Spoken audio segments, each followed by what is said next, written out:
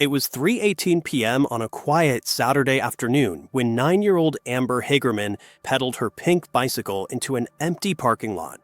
She was just a few blocks from her grandparents' house in a neighborhood she knew by heart.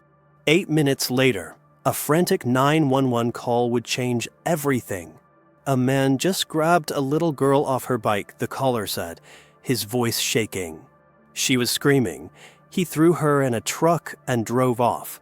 By the time police arrived, only Amber's abandoned bicycle remained. What happened next would haunt a community for decades and create a system that bears her name to this day.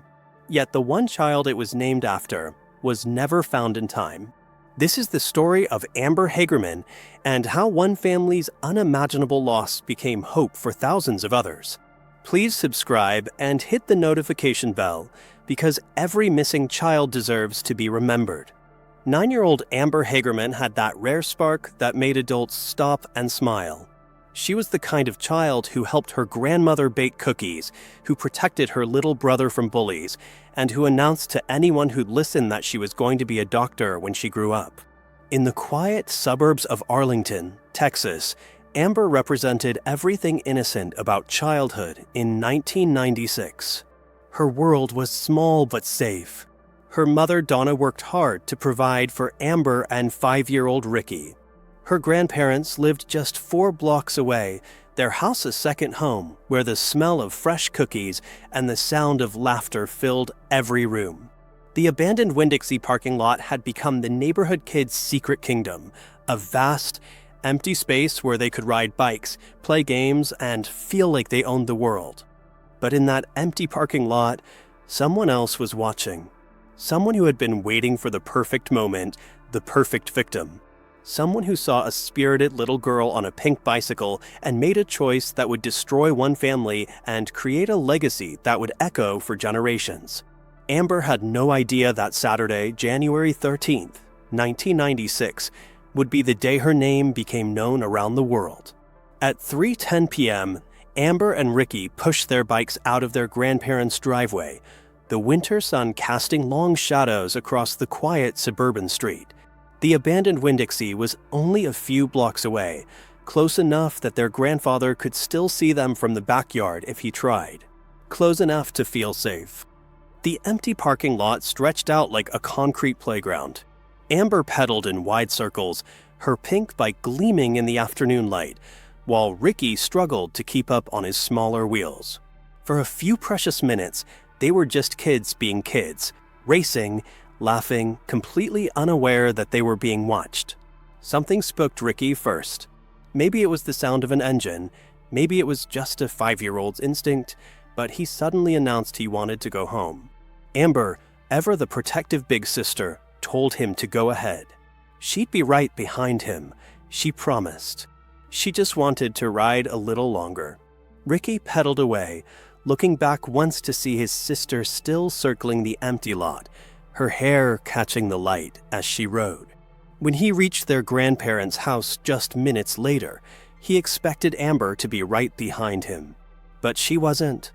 At that exact moment, 78-year-old Jim Kevill was in his backyard, enjoying the mild January weather. His house backed up to the Winn-Dixie lot, and from his yard, he had a clear view of the abandoned space where neighborhood kids often played. What he saw next would haunt him for the rest of his life. A black pickup truck, short cab, rear window, pulled into the lot with deliberate slowness. The driver seemed to be watching, waiting, calculating. Jim noticed the truck because it didn't belong. In a neighborhood where everyone knew everyone, strangers stood out. The truck stopped near where Amber was riding. A man jumped out. White or Hispanic, Jim would later tell police, though he couldn't make out the face from that distance. What happened next took less than 30 seconds, but those 30 seconds changed everything. The man grabbed Amber off her bike. She immediately began kicking and screaming, fighting with every ounce of strength her small body could muster. Her bike crashed to the pavement as she struggled against her attacker, her voice echoing across the empty lot in a sound that would never leave Jim Kevill's memory. The man threw her into the truck. The engine roared to life. and in the time it takes to dial 3 numbers, they were gone. Jim's hands shook as he called 911. A man just grabbed a little girl off her bike, he told the dispatcher, his voice breaking. She was screaming. He threw her in a truck and drove off. The clock on his kitchen wall read 3:20 p.m. In the span of 10 minutes, a family's world had been shattered. When police arrived at 3:25 p.m., they found only Amber's pink bicycle lying on its side in the empty lot, its wheels still spinning slowly in the winter air. The tire tracks from the pickup truck were already fading in the wind. The man who took Amber Hagerman had vanished into the sprawling maze of Texas highways, carrying with him a 9-year-old girl who had promised her grandfather she wouldn't go too far. But this was only the beginning of a nightmare that would grit an entire nation. If this story is affecting you as much as it's affecting me, please hit that like button and let me know in the comments. Your engagement helps bring attention to cases like Amber's that still need answers. What happened in the 4 days that followed would become one of the most intensive missing child searches in Texas history. But hidden within that search was a twist that no one saw coming. Not the police, not the FBI, and certainly not Amber's family. The black pickup truck had seemingly vanished into thin air. Despite roadblocks, helicopter searches, and an army of volunteers combing every street in Arlington, there was no trace of the vehicle that Jim Kevill had seen. It was as if the truck and Amber had simply disappeared from existence. But the killer had made one crucial mistake. He had taken Amber in broad daylight, in front of a witness, in a neighborhood where strangers were noticed. This wasn't a random crime of opportunity. This was something far more calculated, far more sinister. FBI profilers studying the case came to a chilling conclusion. The abductor likely lived locally.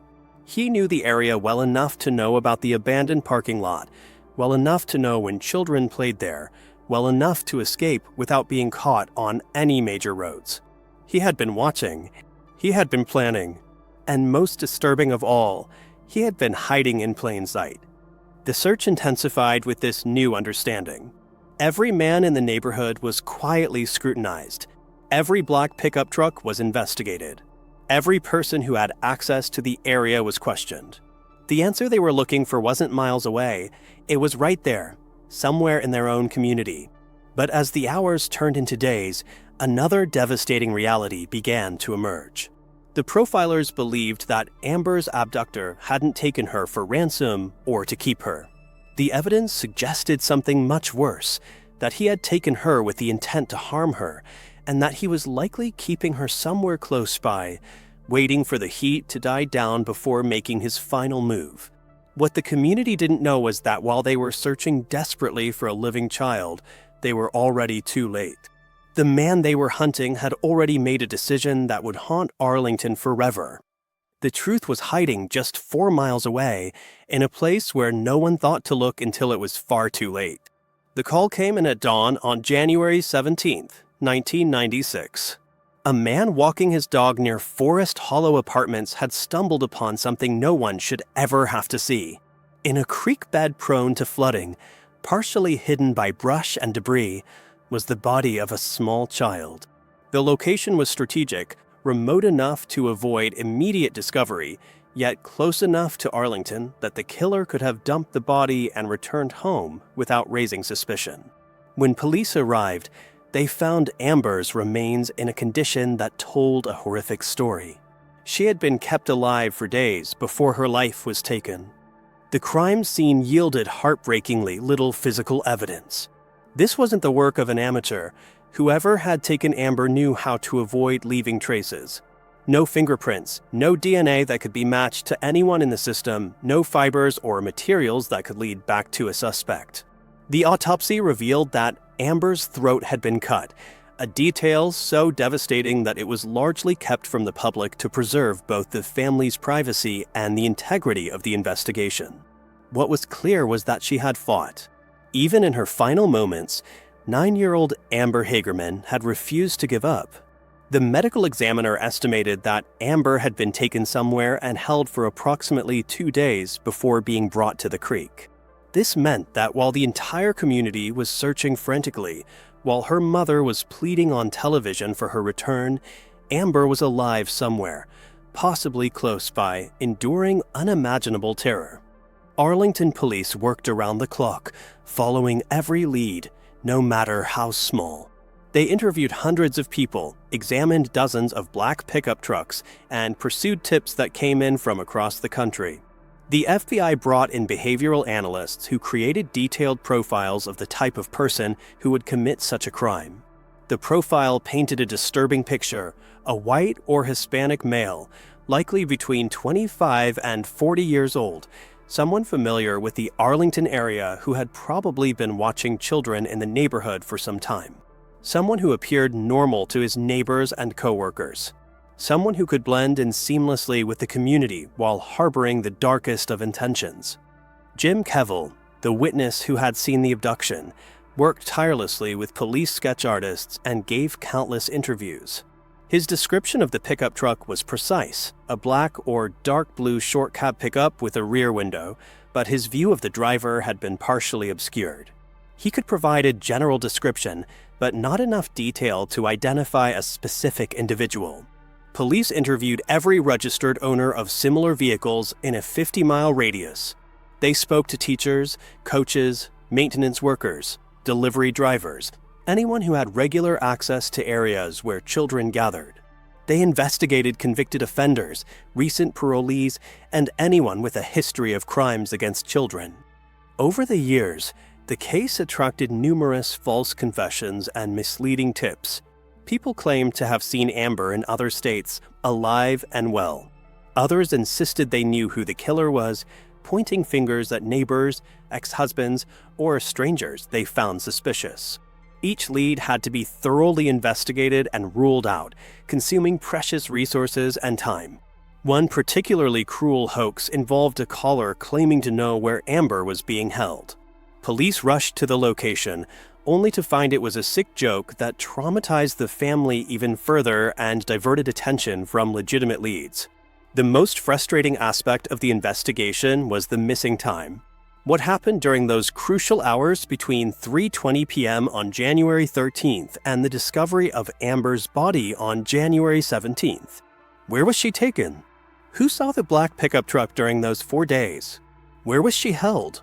Despite thousands of tips and an exhaustive investigation involving local police, the FBI, and the Texas Rangers, these questions remained unanswered.